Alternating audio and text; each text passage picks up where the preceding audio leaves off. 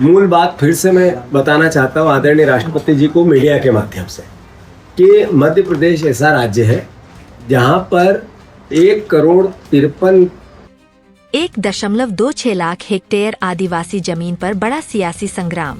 जीतू पटवारी ने बीजेपी पर लगाए गंभीर आरोप।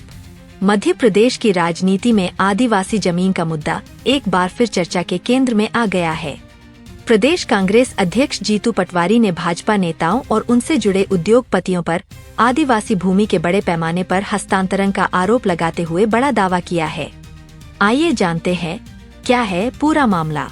एक प्रेस कॉन्फ्रेंस के दौरान कांग्रेस प्रदेश अध्यक्ष जीतू पटवारी ने दस्तावेज दिखाते हुए आरोप लगाया कि प्रदेश में लगभग 1,26,000 हेक्टेयर आदिवासी भूमि की खरीद फरोख्त की गई है।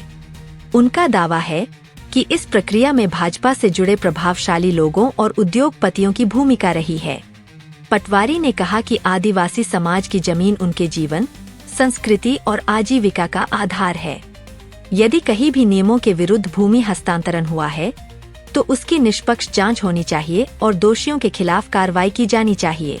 कांग्रेस ने यह भी दावा किया कि इससे पहले भी दिसंबर 2025 में कोयला ब्लॉकों के आवंटन को लेकर गंभीर सवाल उठाए गए थे।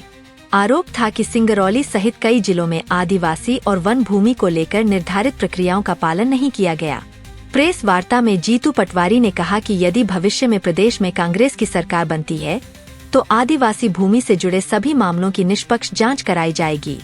उन्होंने यह भी कहा कि जहां कहीं भी अवैध रूप से भूमि हस्तांतरित हुई होगी वहां कानून के अनुसार कार्रवाई सुनिश्चित की जाएगी। हालांकि इन आरोपों पर भाजपा की ओर से आधिकारिक प्रतिक्रिया का इंतजार है।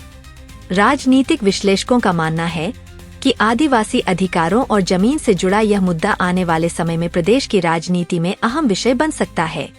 फिलहाल आदिवासी भूमि को लेकर लगाए गए इन आरोपों ने मध्य प्रदेश की सियासत में नई बहस छेड़ दी है। अब सबकी नजर इस बात पर है कि आरोपों पर क्या जवाब आता है और आगे यह मामला किस दिशा में बढ़ता है। मूल बात फिर से मैं बताना चाहता हूँ आदरणीय राष्ट्रपति जी को मीडिया के माध्यम से कि मध्य प्रदेश ऐसा राज्य है जहाँ पर 1,53 लाख आदिवासी परिवार के लोग रहते हैं। जो कानून है वो ये कहता है कि आदिवासी की ज़मीन किसी भी प्रकार से अन्य समाज के लोग, अन्य वर्ग के लोग नहीं खरीद सकते हैं और जब खरीदेंगे तो सरकार की अनुमति लेनी पड़ेगी। 1,26,000 हेक्टेयर ज़मीन, लगभग 3 लाख एकड़ ज़मीन पिछले 7-8 साल में बिकी है आदिवासियों की पूरे मध्य प्रदेश में।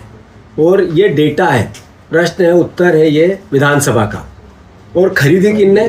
तो इसमें बीजेपी के कई विधायकों के नाम आए, बीजेपी के कई मंत्रियों के नाम आए, बीजेपी के कई अन्य नेताओं के नाम आए, उद्योगपतियों के नाम आए। कंपनी के माध्यम से ज़मीन खरीदी गई, उसमें बीजेपी के लोग डायरेक्टर हैं या किसी न किसी रूप से उस कंपनी से जुड़े हुए हैं। ऐसी लगभग 1,26,000 हेक्टेयर ज़मीन राष्ट्रपति महोदय इस मध्य प्रदेश में बिकी है और इसकी अनुमति सरकार ने दी है। आदरणीय शिवराज जी की सरकार ने दी है, आदरणीय मोहन यादव जी की सरकार ने दी है, आदरणीय भारतीय जनता पार्टी की सरकार ने दी है। तो मैं आग्रह करता हूं राष्ट्रपति जी से संज्ञान में लें और मोहन यादव और राज्यपाल जी को इस बात के लिए अवगत कराएं कि ये ज़मीन कैसे बिकी, इसकी जांच हो, इसकी समीक्षा हो और किन लोगों ने ली इसका सत्यापन जनता के सामने हो। कांग्रेस पार्टी ने इसमें निर्णय लिया है कि जब हमारी सरकार 2028 में बनेगी हम पूरे ज़मीन आदिवासियों की जो बिकी है उसकी समीक्षा करेंगे और जिनने भी इस क्राइम में सहयोग किया है उनको सजा देंगे और वापस वो ज़मीन उन लोगों से छीनेंगे जिन लोगों ने अवैध तरीके से ये ज़मीन खरीद आदिवासियों से छीनी है और फिर उन आदिवासी भाइयों को वापस लौटाएंगे। स्पष्ट रूप से मैं इस बात का फिर से एक प्रतिबद्धता कांग्रेस पार्टी की आप लोगों के